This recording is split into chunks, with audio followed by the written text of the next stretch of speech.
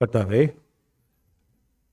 இன்று நாங்கள் ஒன்று யோவான் மூலியமாக எங்களின் மனதின் உள் ஆழத்தில் எதை நீங்கள் பேசப் போகின்றனர் என்பதை நாங்கள் கவனமாக கேட்டு முக்கியமாக அதை நாங்கள் எங்கள் வாழ்க்கையில் கடைப்பிடிக்க ஆவியின் வல்லமையால் எங்கள் பலத்தை தரமாக முன்னாடுகிறோம். இந்த மன்றாடி அனைத்தையும் எங்கள் மீட்பரும் கிறிஸ்துவான இயேசு கிறிஸ்துவின் நாமத்தில் கெஞ்சி முன்னாடி அன்பு தந்தையே, ஆமென்.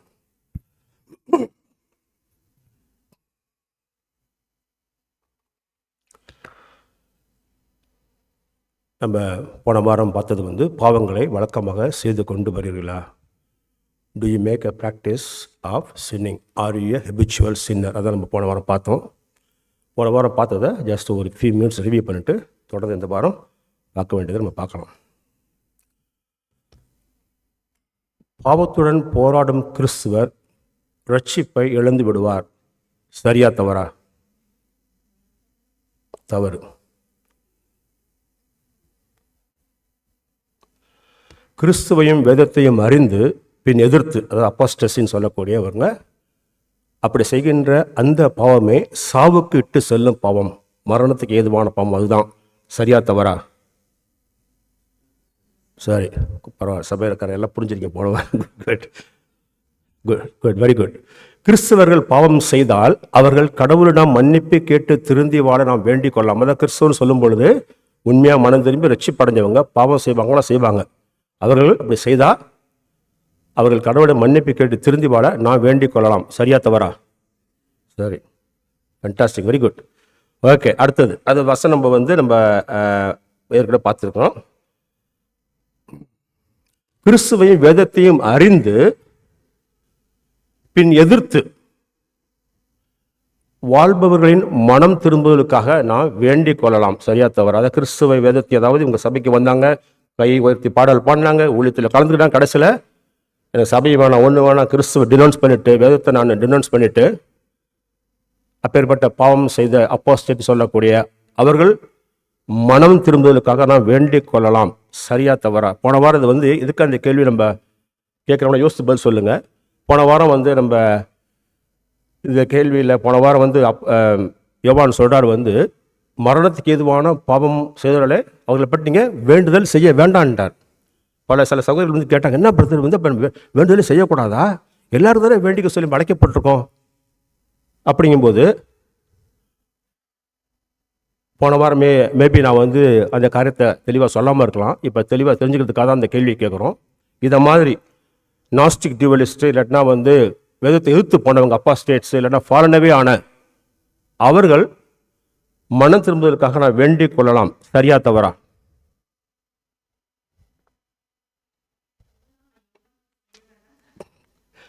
கரெக்ட்.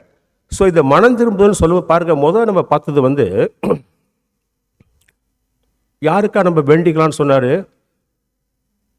மரணத்துக்கு எதுவில்லாத பாவம் ரட்சிப்படைஞ்சவங்க, அவங்க பாவம் செய்யும்போது அவங்க சகோதரர்களாக இருக்கிறாங்க. நம்ம சபைக்குள்ளார அவங்க சகோதரர்களாக இருக்கிறவங்க, சகோதரர் அவங்க பாவம் செய்யும்போது வேண்டிக் கொள்ளலாங்கிறது சரியான. இங்கே இவங்க மரணத்துக்கு ஏதுவான பாவம் அதை குறித்து வேண்டுதலை செய்ய வேணாம்னு சொல்லும்போது நல்லா கவனிச்சு, இவங்க கிறிஸ்துக்குள்ளார சகோதரிகளா கிடையாது.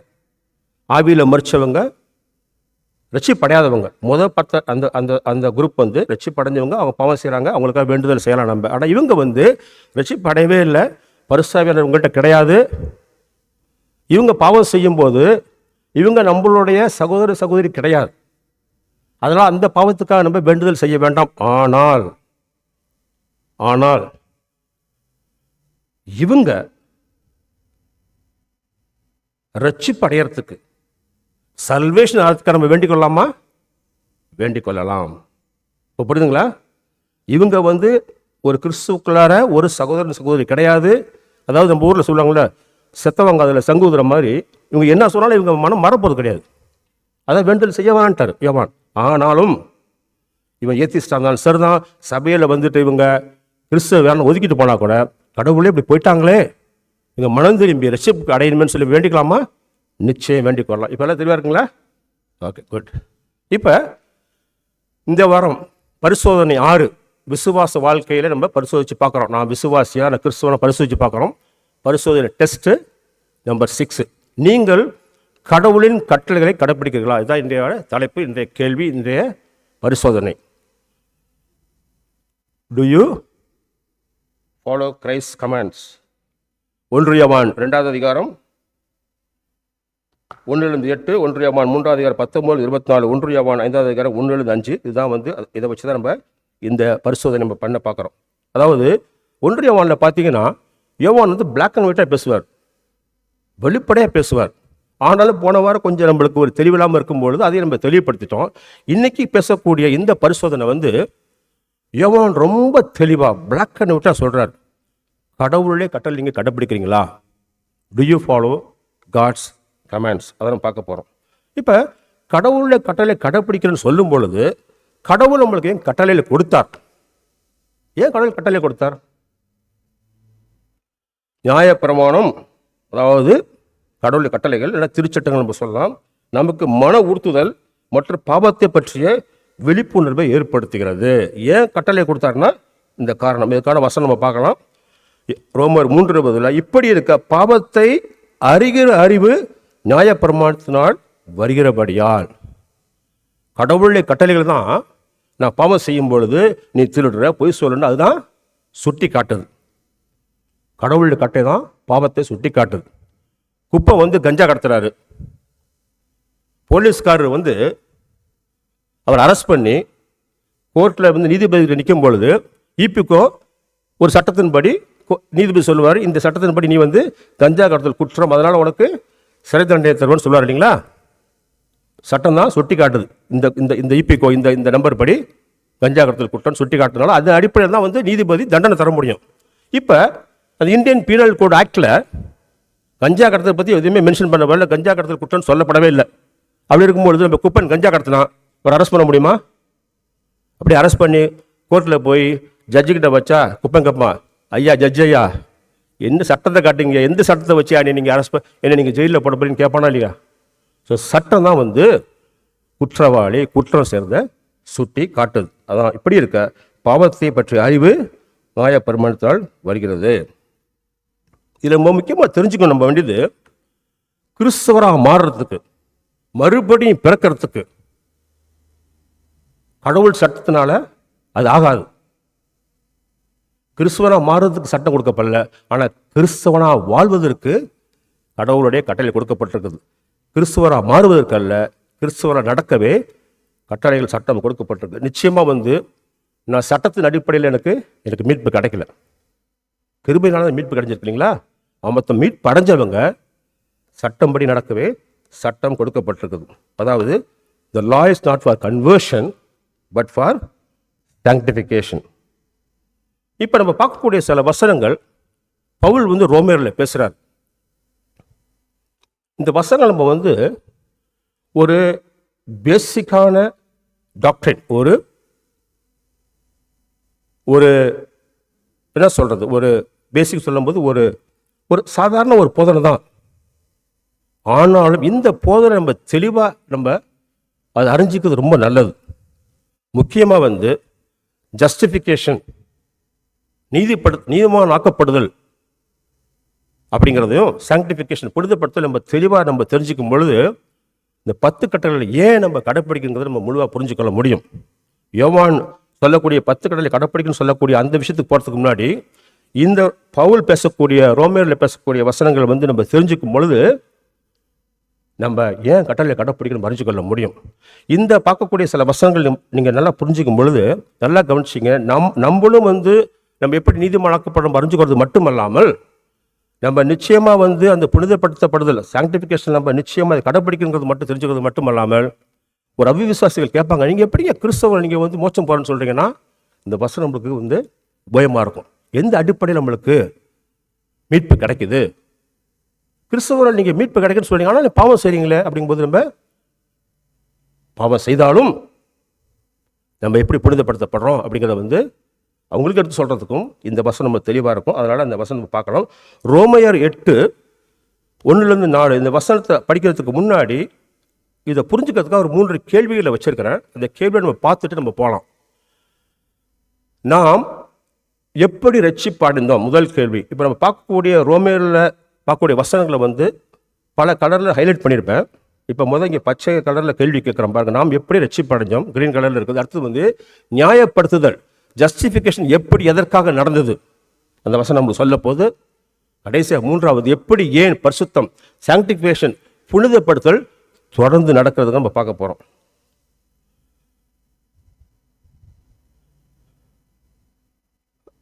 ரோமர் 8:1-4 முதல் வசனம். ஆனபடியினால் கிறிஸ்து இயேசுவுக்கு உட்பட்டவர்களாக இருந்து மாமிசத்தின்படி நடவாமல் ஆவியின்படி நடக்கிறவர்களுக்கு ஆக்கினை தீர்ப்பு இல்லை. இங்க பார்த்தீங்கன்னா பவுல் எடுத்த உடனே ஒரு கன்க்ளூசிவா ஒரு விஷயத்தை சொல்றார். ஒரு முடிவரை கடைசியில் சொல்றது போல முதல்ல சொல்லிட்டாரு. அதுக்கப்புறம் அதை விளக்கி பின்வரக்கூடிய வசனங்களை சொல்ல போறார். இது கன்க்ளூசிவ் வேர்ஸ். இது இருந்தாலும் இதை விளக்கி கீழே இருக்க வசனம் சொல்ல போற. முதல் வசனத்தில் நம்ம என்ன பார்க்குறோம்னா, ஆனபடினால் கிறிஸ்து இயேசுக்குட்பட்டவர்களாக இருந்து மாமிசத்தின்படி நடவாமல் ஆவியின்படி நடத்துவதற்கு ஆக்கினை தீர்ப்பு இல்லை. அதாவது என்ன சொல்ல வரேன்னா, there is no condemnation for those who are in Christ Jesus. கிறிஸ்துக்குள்ள இருக்கிறவர்களுக்கு ஆக்கினை தீர்ப்புக்கு கிடையாது. இது நம்மளுக்கு ஒரு முடிவான விஷயம். இப்ப எப்படி நம்ம மீட் பண்ணுறோம்? யாரால நம்ம நீதிமானாகிறோம்னா கிறிஸ்து இயேசுவினால. வேற யார் மூலியமாக நம்மளுக்கு மீட்பு கிடையாது. Straightforward, black and white. இப்ப எப்படி நம்மளுக்கு மீட்பு கிடைச்சிச்சு, எப்படி நம்ம நீதிமான் ஆக்கப்பட்டோம், எவ்வாறு, எப்படி நான் நீதிமான் ஆக்கப்பட்டேன், எப்படி நான் ஜஸ்டிஃபைடு, ஜஸ்டிஃபிகேஷன் எப்படி வந்துங்கிறதா அந்த ப்ளூ ஹைலைட் பண்ண வசனங்கள் நம்ம சொல்ல போகுது. அதாவது இயேசு கிறிஸ்துனால ஜீவனுடைய ஆவியின் பிரமாணம் என்னை பாவம் மரணம் என்பவர்களின் பிரமாணத்திலிருந்து விடுதலாக்கிட்டீங்க. தமிழ் கொஞ்சம் ஒரு மாதிரி கடினமாக புரியாதமாக இருக்கணும். உங்களுக்கு விலைக்கு சொல்ல போகிறேன். ஜீவனுடைய ஆவியின் பிரமாணம் என்னை பாவம் மரணம் என்பவர்களின் பிரமாணத்திலிருந்து விடுதலாக்கிற்று. அதாவது இயேசு கிறிஸ்து மூலமாக தான் எனக்கு வாழ்வு கிடைக்குது. அதனால ஐ ஆம் free from sin and death. இயேசு கிறிஸ்து மூலமா நான் பாவத்திலிருந்தும் மரணத்திலிருந்தும் விடுதலை ஆகிட்டேன். அது எப்படி ஆச்சு? அந்த நீதித்தன்மை, அந்த நீதிமானாக்கப்பட்டது எப்படி? அது எப்படி எனில், மாம்சத்தினாலே பலவீனமாக இருந்த நியாயப்பிரமாணம் செய்யக்கூடாததை தேவனே செய்யும்படிக்கு தம்முடைய குமாரனை பாவத்தின் சாயலாகவும் பாவத்தை போக்கும் மாம்சத்திலே பாவத்தை ஆக்கினைக்குள்ளாக தீர்த்தார். மறுபடியும் பாருங்க, கடம்படான் இருக்க மாதிரி இருக்கு. நம்ம விளக்கி பார்க்க போறோம். அதாவது என்ன நடக்குதுன்னா, சட்டம், கடவுளுடைய கட்டளைகள் நமக்கெல்லாம் தெரிஞ்சிருக்கலாம். இட்ஸ் காட், கடவுளுடைய பரிசுத்தத்தை காமிக்குது. நம்மளால கடைப்பிடிக்க முடியாது. கடவுளுடைய ஹோலினஸ், கடவுளுடைய ஸ்டாண்டர்டை கடவுளுடைய கட்டளையில் காட்டும் பொழுது, நான் என்னதான் கட்டளை கடைப்பிடிக்க நினைச்சா கூட மாமிசம் என்ன பண்ணுறது, அது ஜெயிச்சிருது. கடவுளுடைய கட்டளைகள் are weakened in the flesh. மாமிசத்தில் கடவுள் கட்டளை கடைப்பிடிக்க முடியல, வீக் ஆயிருது, மாமிசம் ஜெயிச்சிருது. அப்படி இருக்கும் பொழுது என்னால் நிச்சயமா கடவுள் கட்டளை அனுசரித்து நான் நீதிமான் ஆக முடியாது, கடவுளுடைய பிரசத்தை அடைய முடியாதுன்னு சொல்லும் பொழுது கடவுள் ஒரு அருமையான சொல்யூஷனை தரார், அருமையான ஒரு வழியை காமிக்கிறார். கடவுள் தன் மகனை அனுப்பிச்சு எந்த ஆரம்பிச்சார்னா, எந்த பாவமும் சாயல் உள்ள அந்த மாமிசம் இருக்கோ அந்த மாமிசத்திலே தன் மகன் அனுப்பிச்சு அந்த மகன் இயேசு கிறிஸ்து தன்னுடைய பரிகார பலியினால எந்த மாமிசம் சட்டத்தை வீக்கன் பண்ணுச்சோ அந்த மாமிசத்திலேயே அந்த சட்டத்தை நிறைவேற்றார், ஃபுல்ஃபில் பண்றார். அது மூலியமா உங்களை என்னையும் நீதிமானா அவர் ஆக்குறார். இயேசு கிறிஸ்து அப்படி தன்னுடைய மாமிசத்தில் அந்த சட்டத்தை ஜெயிச்சது மட்டுமல்லாமல் முக்கியமான காரியம் நடக்குது. அங்கே he conquered sin and death. பாவத்தையும் மரணத்தையும் ஆக்கினை தீர்ப்புக்குள்ளாக்கிறார். condemned sin and death through Jesus Christ offering. அதான் அந்த மேலே சொன்ன வசனங்கள். அப்படி இருக்கும் பொழுது 4வது வசனம், மாமிசத்தின்படி நடவாமல், அந்த பேப்பரில் போட்டிருக்கீங்களா, மாமிசத்தின்படி நடவாமல் ஆவியின்படி நடக்கிற நம்மிடத்தில் நியாயப்பிரமாணத்தை நீதி நிறைவேறும்படிக்கு அப்படி செய்தார். எனக்கு இந்த நீதிமானாக்கப்படுதல் எனக்கு கிடைச்சிருக்கு தெரிஞ்சுக்கிட்ட பொழுது இப்ப நான் எப்படி வாழ வேண்டும்? ஆவியிலே, மாமிசத்தின்படி நடவாமல் ஆவியிலே நடக்க வேண்டும். அதாவது இந்த சட்டம், இந்த ரிக்வயர்மெண்ட் ஆஃப் த, அதாவது என்ன சொல்றது, righteous requirement of the law is completely met in as. அதாவது இந்த சட்டம் எதை எதிர்பார்க்குதோ, எந்த நீதியை எதிர்பார்க்க, அது என்னில் கிறிஸ்து மூலியமாக நிறைவேறிடுச்சு, முழுமையாக நிறைவேறிச்சு. இயேசு கிறிஸ்து சட்டத்தை முழுமையா அவர் தான் ஃபுல்ஃபில் பண்ணியிருக்கிறார். அவர் ஃபுல்ஃபில் பண்ணதுனால, அவர் நிறைவேற்றினதுனால என் மாமிசத்தில் அந்த சட்டமும் கிறிஸ்து வழியாக நிறைவேறிருக்குன்னு சொல்லும் பொழுது நான் மாமிசத்தின்படி வாழாமல் ஆவிக்கற்றபடி வாழ அழைக்கப்பட்டிருக்கிறேன். அங்கே தான் சாங்டிஃபிகேஷன், அதுதான் புனிதப்படுத்தப்படுதல். நான் எப்படி நீதிமான் ஆக்கப்பட்டேன்னு பார்த்துட்டோம். அப்படி நீதிமான் ஆக்கப்பட்டதுனால நான் மாமிசப்படி வாழாமல் ஆவியின்படி வாழ அழைக்கப்பட்டிருக்கிறேன். அதாவது ஒரு கிறிஸ்துவனோட வாழ்க்கையில் பார்த்தீங்கன்னா பர்ஃபெக்ட் லைஃப்னு சொல்ல முடியாது. நம்ம எல்லாருமே சின்ஃபுல் தான். But God wants a change in life. நான் நீதிமான் ஆக்கப்பட்டுட்டேன்னு சொல்லிட்டா என் வாழ்க்கையில் மாற்றங்கள் நடந்தே ஆக வேண்டும். சேஞ்ச் லைஃப் இருந்து ஆக வேண்டும். அதில் சந்தேகமே கிடையாது. அதாவது பரிசுத்தாவியினால it's impossible for the Holy Spirit to reside in us and to nothing. பரிசுத்தாவி நம்மளுக்கு கிடைக்கப்படும் போது, அவர் இருக்கும் பொழுது, அவரால் நம்மளுக்கு மாற்றம் இல்லாத வாழ்க்கையை செய்யாமல் இருக்க முடியாது. மாற்றமுள்ள வாழ்க்கை நிச்சயம் நமக்கு இருந்தே ஆக வேண்டும். அதாவது ஜஸ்டிஃபிகேஷனையும் சாங்டிஃபிகேஷனும் பிரிக்கவே முடியாது. ரெண்டுமே பரிசுத்தாவியோட கொடைகள். நீதிமானம் ஆக்கப்படுறதும் பரிசுத்தாவியோட கொடை தான். நம்ம புனிதப்படுத்தப்படுதலும் பரிசுத்தாவியோட கொடை தான். ரெண்டுமே ஒரு பேக்கேஜ், ரெண்டும் பிரிக்க முடியாது. ஜஸ்டிஃபிகேஷன் இல்லாமல் சாங்டிஃபிகேஷன் கிடையாது, சாங்டிஃபிகேஷன் இல்லாமல் ஜஸ்டிஃபிகேஷன் கிடையாது. அதாவது நீதிமான் ஆக்கப்பட்டேன்னு சொல்லிட்டு நான் புனிதப்படுத்தலுக்கு உட்பட்டு வாழாமல் இருக்க முடியாது. நான் புனிதப்பட்டு வாழ்கிறேன் அப்படின்னு சொல்லும்போது நீங்கள் நீதிமான் ஆக்கப்பட்டிருந்தால் தான் நீங்கள் புனிதப்படுத்தப்பட்டு சாங்டிஃபை ஆடி நம்ம வாழ முடியும். இது ஒரு கிறிஸ்தவ வாழ்க்கையில் ரொம்ப முக்கியமான பேசிக் டாக்டரின். அது இதை நம்ம தெளிவாக புரிஞ்சுக்கிறது மட்டுமல்ல, மற்றவர்கள் நம்மளுக்கு எடுத்து சொல்கிறதுக்கும் இது உபயோகமாக இருக்கும். மொத்தம் என்ன தெரிஞ்சுக்கிட்டோம்னா, கிறிஸ்துவால் எனக்கு என் மாமிசத்தினால் செய்ய முடியாத காரணத்தை கிறிஸ்து எல்லா சட்டங்கள் நிறைவேற்றி சாவையும் பாவத்தையும் அவர் அக்கினி தீர்ப்புக்குள்ளாக்கிட்ட கண்டம் பண்ணதுனால, நான் கிறிஸ்துவால் மீட்கப்பட்டதுனால நான் மாம்சப்படி வாழாமல் ஆவிக்கப்படி நான் வாழ வேண்டும். என் வாழ்க்கையில் எந்த சேஞ்சுமே இல்லைன்னா, நான் ரட்சிப்படைஞ்சேன்னு சொல்லிட்டு சேஞ்ச் இல்லைன்னா, I am not a Christian. Black and white. இப்போ இதை நம்ம நாம வச்சுக்கிட்டு கட்டளையை கடைப்பிடிக்கிறத பற்றி யோவான் என்ன பேசுகிறேன்னு பார்க்க போகிறோம். கடவுளின் கட்டளைகளை கடைப்பிடிப்பவரே கிறிஸ்துவர். அதாவது புனிதப்படுத்தப்படுதலுக்கு ஒத்து போறவர், புனிதப்படுத்தப்பட நடந்தாதான் அவங்க கிறிஸ்துவர்கள். கிறிஸ்துவில் நிலைத்திருப்பது இஸ் ஈக்குவல் டு ஒளியில் நடப்பது இஸ் ஈக்குவல் டு கடவுளின் கட்டளை கடைப்பிடிப்பது. அதாவது கடவுளின் கட்டளை கடைப்பிடிக்கிறதுன்னு என்ன அர்த்தம்னா, இதுக்கு முன்னாடி பல வாரங்களை பார்த்துருக்கிறோம். கிறிஸ்துவ நிலைத்திருப்பது, அபைட் இன் கிரைஸ்ட். அப்புறம் ஒளியில் நடப்பது பார்த்தோம் இல்லைங்களா, walk in the light. So நான் வாக் இன் த லைட், ஒளி நடக்கிறேன்னு சொன்னால் கடவுள் கட்டளை கடைப்பிடிக்கிறேன். அதே மாதிரி நான் கிறிஸ்துவ நிலைச்சிருக்கிறேன். கிறிஸ்துவ நிலைச்சிருக்குன்னு சொன்னால் நான் கடவுள் கட்டளை கடைப்பிடிக்கிறேன். இது மூணுமே பார்த்தீங்கன்னா ஒரே விஷயத்தை தான் சொல்லுது. யோவான் என்ன சொல்கிறான்னு பார்க்கலாம். கடவுள் கட்டளை கடைப்பிடிக்கிறத பற்றி 1 யோவான் 2:6 அவருக்குள் நிலைத்திருக்கிறவன் என்று சொல்கிறவன் அவர் நடந்தபடியே தானும் நடக்க வேண்டும். Very clear. நான் இயேசுவில் நிலைச்சிருக்கேன்னு சொன்னால் அவரை இமிட்டேட் பண்ணும், அவர்படியே நான் நடக்க வேண்டும்.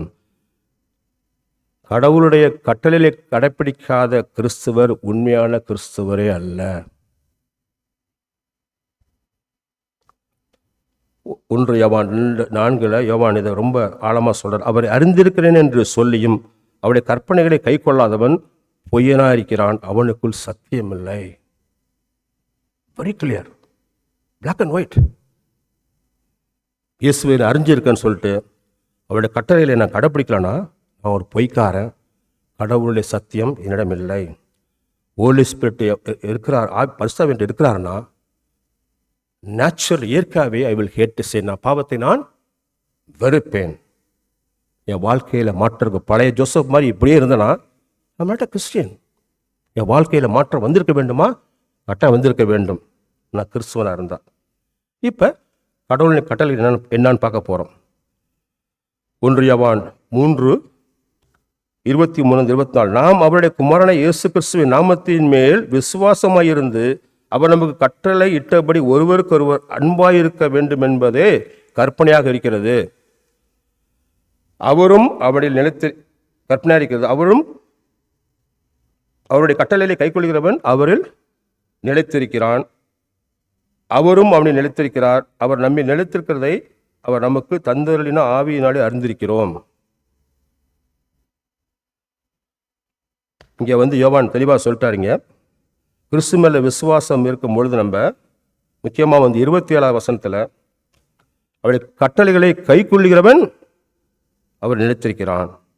27 அது மேலே பார்த்தீங்கன்னா அன்பாக இருக்க வேண்டும் என்பதே அவருடைய கற்பனையாக இருக்கிறது. நம்ம அன்பாக இருக்கதா கடவுளுடைய கட்டளையாக சொல்ல வர்றார். யோவான் என்ன சொல்ல வர்றாருன்னா, யோவான் அன்பை கட்டளைகளுக்கு தொடர்பு படுத்தி பேசுகிறார்.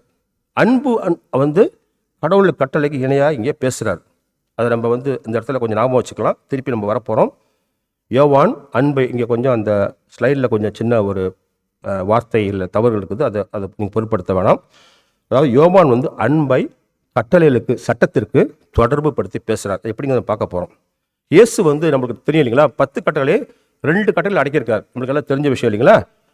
இயேசு எப்படி அடக்கியிருக்காரு? மத்தேயு 22:37-39 இயேசு அவனை நோக்கி, உன் தேவனை கர்த்தரிடத்தில் முழு இருதயத்தோடும் உன் முழு ஆத்மாவோடும் உன் முழு மனதோடும் அன்பு கூறுவாயாக.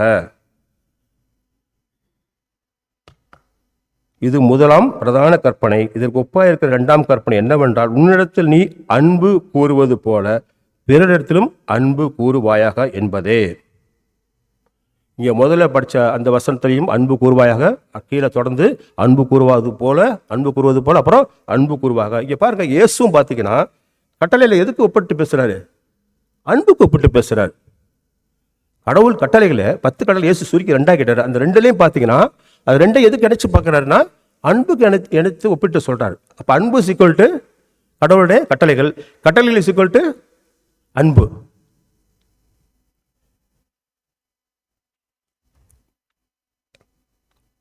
நம்ம பிள்ளைங்க நம்மளைய அன்பு செய்யுது அப்படின்னு சொன்னால், என் பிள்ளை என்னை அன்பு செய்கிறான்னு சொன்னால் அதுக்கான வெளிப்பாடு என்ன?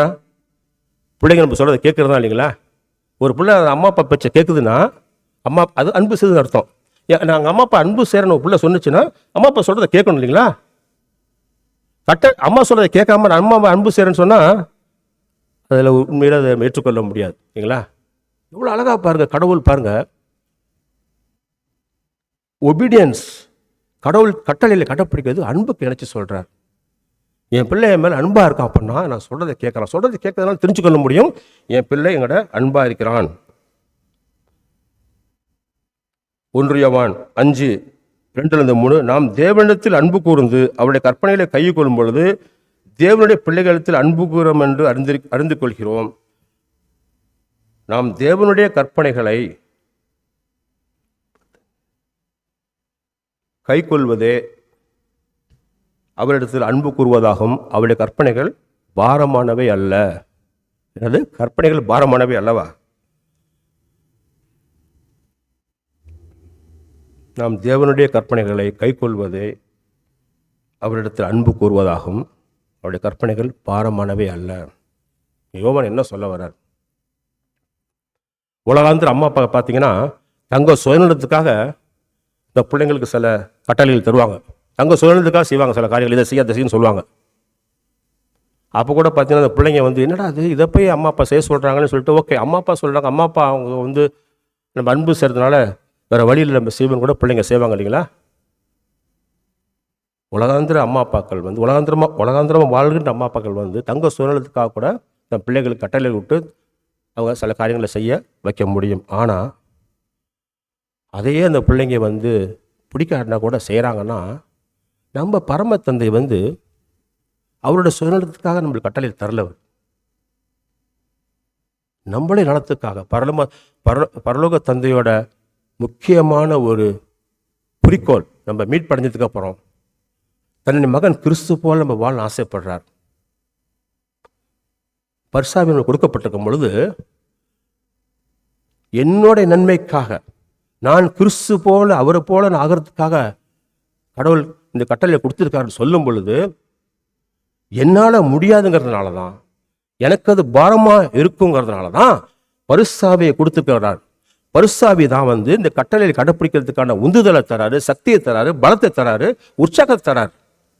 அப்படி இருக்கும் பொழுது இந்த கட்டளைகள் எனக்கு பாரம் இல்லாமல் ஆக முடியும். ஏன் என்னோட மாம்சத்தில் நிச்சயம் பாரமானவை தான், ஆனால் பரிசாவி கொடுக்கப்பட்டதுனால அவைகள் எனக்கு பாரம் இல்லாமல் நான் அதை கடைபிடிக்க முடியும். இந்த கேள்வியை பரிசுத்தாவிக்கு நம்ம இணைஞ்சு அவர் கூட சேர்ந்து பயணிக்கிறோமா, கட்டளை கடைப்பிடிக்கிறது தான் பெரிய கேள்வி. நம்ம வந்து பண்ணுறது கிடையாது. அவரை ஒதுக்கி தள்ளும் பொழுது நம்மளால் நிச்சயமாக கட்டளையில் கடைப்பிடிக்க முடியாது. அது வந்து பாரமாக தான் இருக்கும். யோவான் 14:21 என் கற்பனைகளை பெற்றுக்கொண்டு அவைகளை கைகொள்கிறவனே, இங்கே வந்து நற்செய்தி யோவான் பேசுகிறாரு, என்னிடத்தில் அன்பாய் இருக்கிறான், என்னிடத்தில் அன்பாய் இருக்கிறவன் பிதாவுக்கு அன்பாய் இருப்பான், நானும் அவனில் அன்பாய் இருந்து அவனுக்கு என்னை வெளிப்படுத்துவேன் என்றார். இங்கே இயேசு பேசுகிறாருங்க. என் கற்பனைகளை பெற்றுக்கொண்டு அவளை கை கொள்கிறவனை என்னிடத்தில் அன்பாக இருக்கிறான். இயேசுவோட அன்பாக இருக்குன்னு நான் சொன்னால் அவருடைய கட்டளைகளை நான் கடைப்பிடிச்சாக வேண்டும். அப்போ தான் வந்து நான் கிறிஸ்துவில் அன்பாக இருக்கிறேன். அப்போ கிறிஸ்துவுடன் அன்பாக இருக்கும் பொழுது அதன் மூலிமா தந்தையிடமும் நான் அன்பாக இருக்க முடியும். அதில் முக்கியமாக வந்து கடைசியில் இயேசு எப்படி முடிக்கிறான்னா, நானும் அவனில் அன்பாக இருந்து அவனுக்கு என்னை வெளிப்படுத்துவேங்கிறார். இயேசுவோட கட்டளையை கடைப்பிடிக்கும் பொழுது அவருடைய அன்பாக இருக்க நம்ம காமிக்கிறோம். அது மூலிமா தந்தைக்கிட்ட அன்பாக இருக்க முடியும். ரொம்ப முக்கியமாக அவரும் என் மேல் அன்பாக இருந்து அவனுக்கு என்னை வெளிப்படுத்துவாங்கிறார். இயேசு கிறிஸ்துவை அறிந்து கொள்ள, அவரோட நெருங்கி செல்ல, என் கர்த்தர் யார், எவ்வளவு அன்பானவர், எவ்வளவு இரக்கமுள்ளவர், எவ்வளவு கிருபை உள்ளவர், எவ்வளவு உன்னதமானவர், எவ்வளவு மகிமை உள்ளவர் அறிந்து கொள்றதுக்கு, அவரை நெருங்கி போகிறதுக்கு முக்கியமானது அவருடைய கட்டளைகளை நான் கடைப்பிடிக்கிறது. அந்த கட்டளை சொல்லும் பொழுது நம்ம பார்த்துட்டோம், அன்பு. இயேசு சொன்ன 2 கட்டளையில் வந்து முதல் கட்டளை வந்து அந்த அன்பு வந்து கடவுளை பற்றி சம்மந்தப்பட்டது, 2வது வந்து சமுதாயத்தை பற்றி சம்மந்தப்பட்டது. இல்லைங்களா? இப்போ என்ன கேள்வினா, 2யுமே நம்ம ஒழுங்காக பண்ணுறது இல்லைங்களா? கடவுளை நம்மளை முழு ஆத்மாவோடு, முழு இதயத்தோடு, முழு வலிமையோடு அன்பு செய்கிறோமா? கிடையாது. அயலானை உன்னை நேசிக்கிறது போல் நம்ம அயலானை விட்டுருங்க. நம்ம உறவுக்காரன், நம்ம கூட குடும்பத்தில் இருக்கவங்களே நம்ம வந்து நம்மளை நேசிக்கிற மாதிரி அவங்களை நேசிக்கிறது கிடையாது. We all fail. ஆனாலும் நான் கிறிஸ்துவை அறிஞ்சிக்கிறேன்னு சொன்னா, கிறிஸ்துவை நேசிக்கிறேன்னு சொன்னா, கிறிஸ்துவை எனக்கு தெரியும்னு சொன்னா, நான் அந்த அன்பை வெளிப்படுத்தி தான் ஆக வேண்டும். நம்மளால முடியாதுதான். அதாவது அன்பா இருக்கவங்கள்ட்ட அன்பா இருக்கலாம், சிலரை பார்த்து அன்பே செய்ய முடியாது. ஏன்னா இவரை போய் எப்படி அன்பே செய்ய முடியாது சொல்லும் பொழுது கடினமானதான். ஆனாலும் நான் புனிதப்படுத்தலுக்கு நான் என்னை உட்படுத்தி நான் கிறிஸ்துவை ஆழமாக அவருடைய அருகில் சென்று நெருங்கி சென்று அவர் அறிந்து கொள்ளணும்னா நான் அன்பை நான் வெளிப்படுத்தி ஆக வேண்டும். கடினமாக இருந்தால் கூட நான் ஒரு கிறிஸ்தவனா நான் கடவுளுடைய கட்டளை நான் நிறைவேற்றியதாக வேண்டும். இங்கே வந்து ரோமர் 3:10 வந்து ரொம்ப அழகாக பவுல் வந்து ரொம்ப அருமையாக சொல்லுவார். அன்பு மற்றவனுக்கு தீமை செய்யாது, வரிசையாக சொல்லிட்டு வரும்பொழுது இங்கே அன்பு மற்றவனுக்கு தீமை செய்யாது, எனவே அன்பு நியாய பிரமாணத்தின் நிறைவேறுதலாக இருக்குங்கிறார். ரொம்ப அழகாக முடிக்கிறார். அன்பு நியாய பிரமாணத்தின் நிறைவேறுதலாக இருக்கிறது. Love is the fulfilment of the law. கடவுளுடைய கட்டளைகள் எப்படி வந்து ஃபுல்ஃபில் ஆகுதுன்னா அன்புனால அது வந்து நிறைவேறுதுன்னு சொல்ல வர ரொம்ப அருமையாக இங்கே வந்து சொல்லி முடிக்கிறார். ஆக கிறிஸ்துவன் என்பவன் நீதிமான் ஆக்கப்பட்டதோடு நின்றுவிட முடியாது. அது தொடர்ச்சியாக அதோடு சேர்ந்து இரட்டப்புள்ள மாதிரி வரக்கூடிய இந்த சாங்டிஃபிகேஷன், இந்த புனிதப்படுத்தப்படுதல்ல அவன் நிச்சயமாக உட்பட்டு தன்னை அது பரிசுத்தாவி மூலிமா பாவத்தை விடுறது மட்டுமல்லாமல் கடவுளுடைய கட்டளை கடைபிடிக்கிறதுக்கு தன்னை உட்பட்டு பரிசுத்தாவியோட பயணிக்க வேண்டிய அவசியமாக இருக்குது.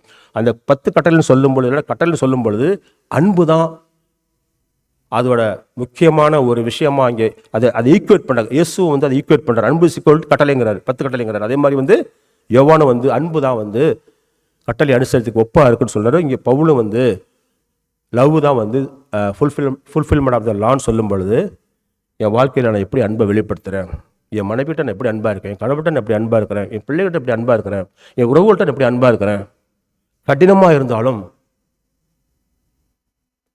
நான் ஒரு கடினமானவன், நான் ஒரு அயக்கேன். I always rebel against God. எப்பொழுதுமே கடவுள் புறமாச என்ன இந்த கடவுள் அன்பு செய்யும் பொழுது, எனக்கு அவர் முன்மாதிரியாக இருக்கும் பொழுது, இந்த கிறிஸ்து என்னை அன்பு செய்யும் பொழுது, எதுக்குமே லாய்க்கு இல்லாத பாவங்களே செய்து கொண்டிருக்கிற பாவங்களை நினைச்சு கொண்டு என்ன இயேசு கிறிஸ்து மீட்டு கொண்டு என்னை அன்பு செய்யும் பொழுது, நிச்சயமாக அவர் என்னை பின்பற்றுகிறேன்னு சொன்னா, அவர் எனக்கு தெரியும்னு சொன்னா, நிச்சயமா நானும் அன்பு செய்ய வேண்டும். இன்னைக்கு நம்ம பார்த்த இந்த கடவுளுடைய கட்டளை பின்பற்றுகிறா அப்படிங்கும்போது, பின்பற்றாவிட்டால் நான் கிறிஸ்தவனா? கிறிஸ்தவன் கிடையாது. பவுல் இங்க வந்து தெளிவா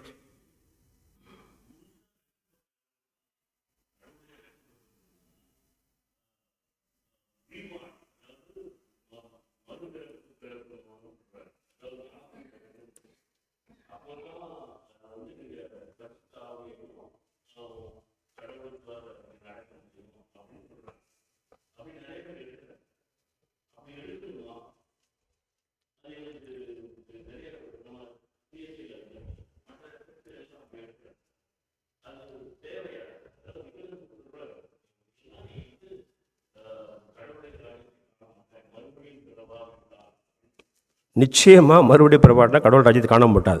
மறுபடி பிறவாட்டினா கிறிஸ்துவன் கிடையாது, அது சந்தேகமே கிடையாது.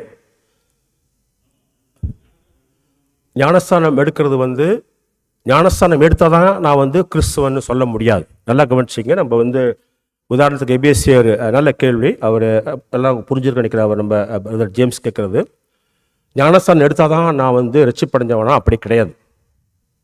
ஞானஸ்தானம் வந்து நிச்சயமாக எடுக்கக்கூடிய ஆப்ஷன் கிடையாது. ஞானஸ்தானம் எடுக்க கட்டளையிடப்பட்டிருக்குது. வேதத்தில் சொல்லப்பட்ட 2 தேவதரி அனுமானங்கள், 1 வந்து ஞானஸ்தானம், 2 வந்து திருவிருந்து. இது 2மே வந்து ஆப்ஷன் கிடையாது, 2மே கிறிஸ்து கொடுத்த கட்டளைகள். ஆனால் ஞானஸ்தானம் எடுத்தால் தான் ரட்சிப்படைஞ்சவாங்கிறது அது ஒரு பொய்யான போதனை. உதாரணத்துக்கு பார்த்தீங்கன்னா எபேசியர் 1 அதிகாரம் 13 படிக்கும் பொழுது, நீங்களும் உங்களுக்கு மீட்பை தரக்கூடிய நற்செய்தியை கேட்டு விசுவாசத்தினால நீங்கள் பரிசுத்தாவியினால நீங்கள் முத்திரப்படப்பட்டுட்டீங்க. ஸோ நம்மளுக்கு வந்து ஒருத்தர் ரட்சிப்படைகிறதுக்கு 2 விஷயம் தேவை. அதனால் ரட்சிப்பு வந்து கிருபையினால், என்னோட எந்த முயற்சியினால நான் பண்ணுற காரியனால, சட்டத்தை ஃபாலோ பண்ணுற, அதனால் எனக்கு ரட்சிப்பு கிடையாது. எனக்கு ரட்சிப்பு கிடைக்கிறது, உதாரணத்துக்கு நம்ம எல்லாரும் மனப்பாடம் பண்ணி சொல்லக்கூடிய வசனம் வந்து எபேசியர் 2:8-9, நீங்கள் கிருபையினாலே விசுவாசத்தை கொண்டு ரட்சிக்கப்பட்டீர்கள், இது உங்களால் உண்டானதல்ல, இது கடவுளுடைய கொடை, ஏனென்றால் யாரும் பெருமை பாராட்ட முடியாது. ஆக மொத்தம் ரட்சிப்பு இலவசமாக விசுவாசத்தினால கிடைக்குது. உண்மையாக மனம் திரும்பி, இப்படிலாம் போனேன் கடவுளை தப்புன்னு சொல்லி மனம் திரும்பி, இவர் தான் ரட்சகர், இயேசு தான் எனக்கு மீட்பு தரான்னு அதை விசுவசிக்கும் பொழுது, அந்த செகண்டே you are sealed with Holy Spirit. அப்பவே உங்களுக்கு பரிசுத்தாவி கொடுக்கப்பட்டார். ஸோ பரிசுத்தாவி கொடுக்கப்பட்ட நான் விசுவாசி, நான் கிறிஸ்துவை ஏற்றுக்கொண்டவன், அதை வெளிப்படுத்த ஒரு வெளிப்படையான அடையாளமாக செய்யக்கூடிய காரியங்கள் தான் இந்த ஞானஸ்தானம். ஞானஸ்தானங்கிறது வந்து நான் கிறிஸ்துவன்னு வெளி உலகத்துக்கு நான் ஒரு சாட்சியாக எடுத்து காட்டுறத தவிர, நான் ஞானஸ்தானம் வாங்கினாதான் நாங்கள் மீட் படைவேன்னு சொல்லி வேதத்தில் அது மாதிரி கிடையாது. அப்படி போதிக்கக்கூடிய போதனை தவறான போதனை. சரிங்களா பிரதர்? புரிஞ்சவங்களுக்கு? ஓகே. இப்போ சார், நம்ம வந்து இன்றைக்கி பார்த்ததில் வந்து நான் கடவுளுடைய கட்டளை கடைப்பிடிக்கிறது வந்து நல்லா மறுபடியும் சொல்ல வரோம், அது அவசியமானது. கடைப்பிடிக்காட்டினா நான் கிறிஸ்துவன் கிடையாது, ஏன்னா மீட்பை அடையலன்னு அர்த்தமாகுது இல்லைங்களா? அப்படி இருக்கும் பொழுது நம்மளுக்கு சம்மரைஸ் பண்ணி பார்க்கும்பொழுது, கிறிஸ்துவன் என்பவன் கடவுளின் கட்டளைகளை கடைப்பிடிக்க விரும்புகிறவன், கட்டளை வெறுக்கிறவன் கிடையாது. ஐயோ இதை நான் கடவுள் கட்டளை வந்து ரொம்ப அருமையான விஷயமா இருக்கு, இயேசுவை அறிஞ்சு கொள்றதுக்கு உபயோகமாக இருக்குன்னு யோவான் சொல்கிறாரே. கடவுளை கட்டளை நான் ஆசையாக கடைபிடிக்க விரும்புகிறவன், அன்பை வெளிப்படுத்த எல்லா முயற்சியும் எடுப்பவன், எல்லாம் ட்ரை பண்ணுறது.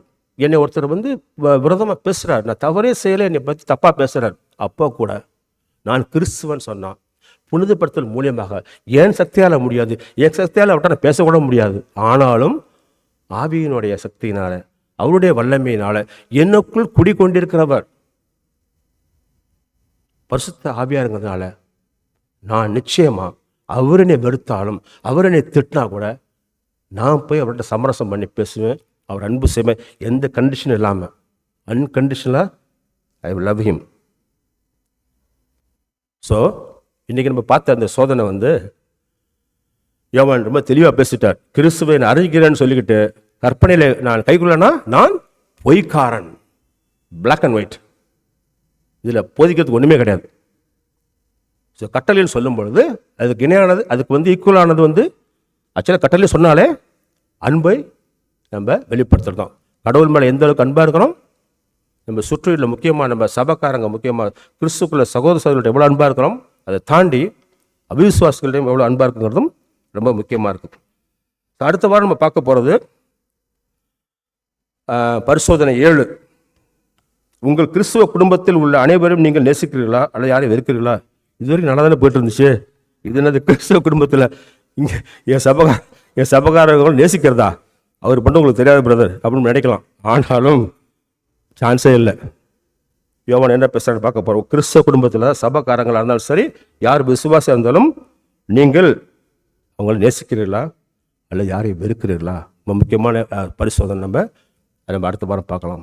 இப்போ கடவுள் நம்ம நன்றி சொல்லி இந்த பரிசோதனையை நாமும் வச்சு கடவுளுடைய கட்டளையான அன்பை நம்ம வந்து வெளிப்படுத்த எல்லா முயற்சிகளும் ஆவியின் மூலயமா நம்ம செய்ய கடவுளை மன்றாடுவோம். அன்பான கர்த்தரை, இதோ இந்த 1 யோவான் மூலியமாக நீர் எங்களுக்கு மிக தெளிவாக பிளாக் அண்ட் ஒயிட்டாக நீங்கள் எங்களிடம் தெளிவாக பேசியிருக்க நன்றி செலுத்துகின்றோம். நேசிக்கிறோம் என்று நாங்கள் சொன்னால் நிச்சயமாக நாங்கள் அன்பை வெளிப்படுத்தி ஆக வேண்டும். The hallmark of Christianity is love. கிறிஸ்து என்றாலே அன்பு. அந்த அன்பை வெளிப்படுத்தாத நான் கிறிஸ்துவனாக இருக்க முடியாது.